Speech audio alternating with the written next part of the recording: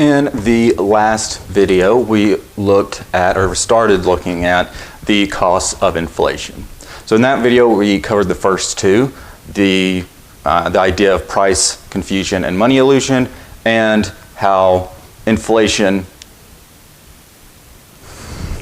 redistributes wealth.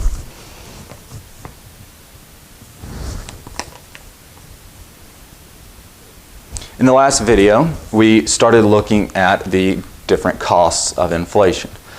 So we got through the first two. We looked at price confusion and money illusion, and we looked at how inflation redistributes wealth.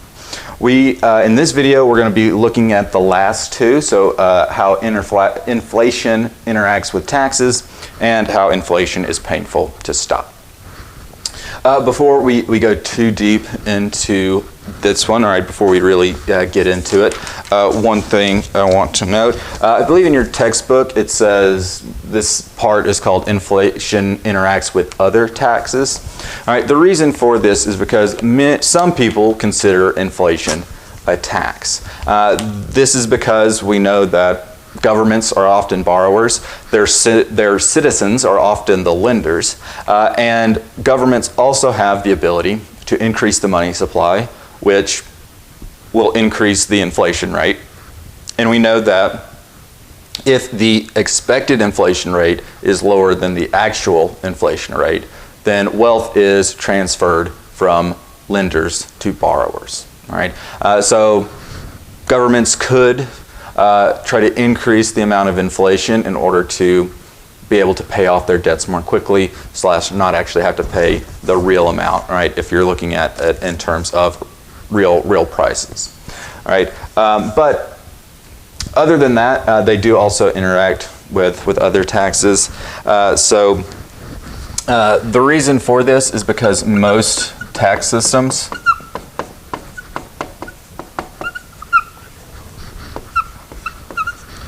are defined in nominal terms.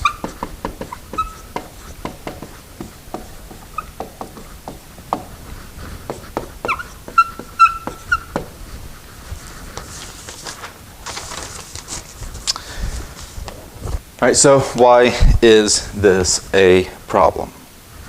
Well, if inflation causes nominal prices, nominal prices, also nominal incomes to rise, this is going to lead to higher taxes despite the fact that real incomes do not necessarily change. So if you've got your income, then inflation happens and now you have a higher income, you're going to end up paying kind of a higher percentage of your real income in taxes, because you might have,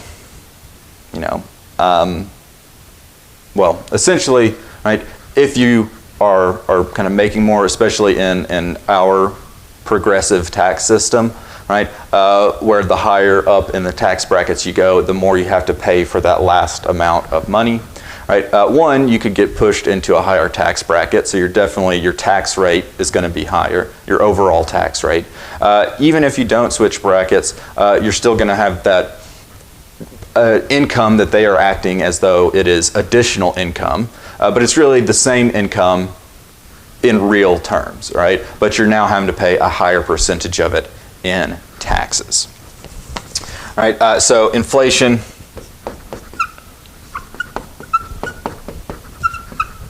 leads to higher nominal incomes,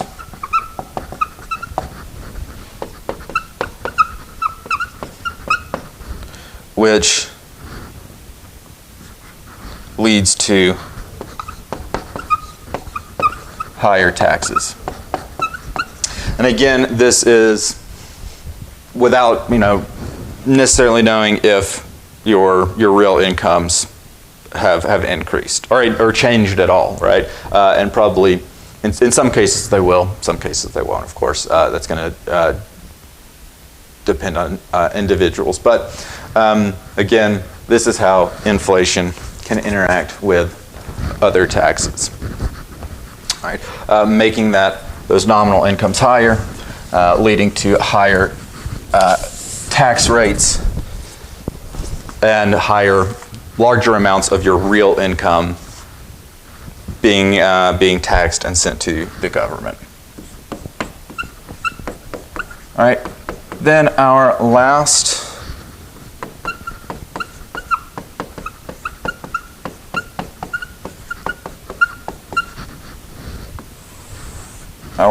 one is the fact that inflation is painful to stop.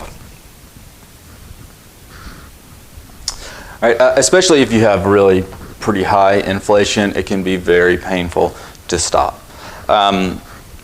So when people get used to a high inflation rate, all right, so if people expect a high inflation rate,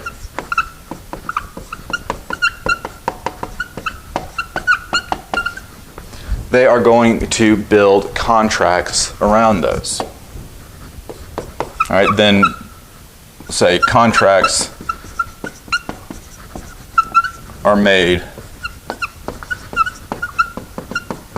with a high inflation rate.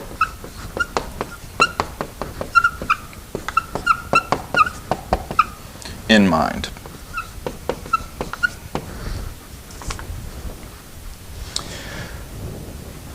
All right. So any loans, kind of wage agreements, any kind of contracts for work, anything else like that is going to be built around the expectation that a high inflation rate is going to happen in the future. All right, so if the government decides to decrease the inflation rate,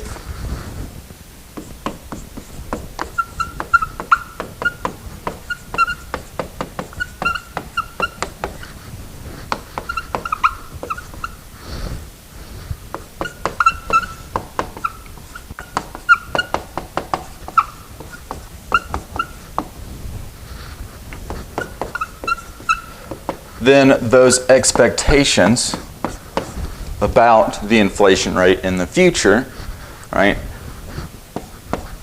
are going to be higher than the actual inflation rate once that inflation rate starts going down, right? When the expected inflation, when the expected inflation rate is greater than the actual inflation rate, we're going to see that the real interest rate is greater than the equilibrium interest rate. All right, so this doesn't just apply to interest rates. This is going to apply to the kind of wage agreements as well, with their built-in, if they have built-in cost of living increases, right? So the same principle is going to happen, right? Because if you're going to increase somebody's pay for cost of living, that's going to include inflation as well, all right? So what this is telling us is that kind of debt becomes more expensive, right? So specifically in this case, if the real interest rate is, did I write less than? Yes, I did. All right, I wrote less than, real interest rate less than the equilibrium interest rate. It should be greater than, all right? So if you copied down my mistake, make sure you fix that. All right, but the real interest rate is greater than the equilibrium rate. All right, so borrowers were expecting to pay this interest rate, right? This lower interest rate, but now they're having to pay the higher one because of the disinflation.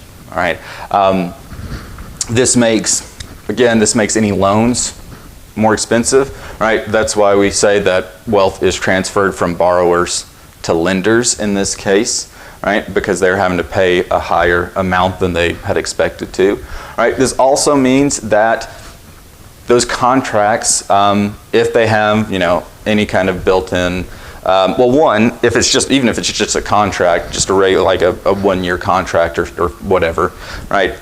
Even if it doesn't have cost of living stuff put in there, right? Well, that worker's still now more expensive, right? Because the inflation wasn't there, right? That they were expecting, right? So those increases, the salary set, the wage set for that worker at the time when high inflation was the expectation, right? Well, now the kind of employer the real wage has increased probably quite a bit, depending on how severe this is. All right, so all of this stuff, all right, what this usually means is those workers become more expensive, so employers can't afford to keep all their workers. So deflation or disinflation, or trying to lower that inflation rate, usually means high levels of unemployment, right? And as well as just the fact that a lot of stuff would be pretty bad for anybody that's borrowing money, right, or has made contracts based around this expectation of higher inflation. And the only thing that we can really do is just wait for the economy to adjust, right, which it will, right? It will adjust, but in the short run, trying to get to rein in inflation is very difficult, and it's very painful. I don't actually have this in these notes, but I think when we go over fiscal policy, we'll talk about how in the 80s there was a period of time where there was extremely high inflation. And the president and the chairman of the Fed, the Federal Reserve, got together to try to bring that down. And I think it was either 13% inflation, and then when they were bringing it down, it went to 10% unemployment, or those numbers might have been swapped. But we'll talk about that I'm assuming in a future video, unless I'm just misremembering, all right? But that's it for the cost. I told you this one would be a little bit shorter, but that is it for the cost of inflation. So we will go ahead and end there. That's also the end of Chapter 31 on inflation. So the next one we will be looking at is Chapter 32. We're looking at what's known as aggregate demand and aggregate supply. So we're going to be taking a lot of the stuff that we learned in this section, right? Stuff from the chapter on GDP, unemployment, not so much unemployment, but GDP and inflation definitely, right? And we are going to be using those to build the aggregate demand, aggregate supply model, which will allow us to look at the macro economy, all right? So right now we've been looking at macroeconomic measures, right? In the next chapter, we're going to start looking at actual kind of the model for the macro economy and look and start being able to change things and move things around, all right? But again, that's in the next video. I will see you then.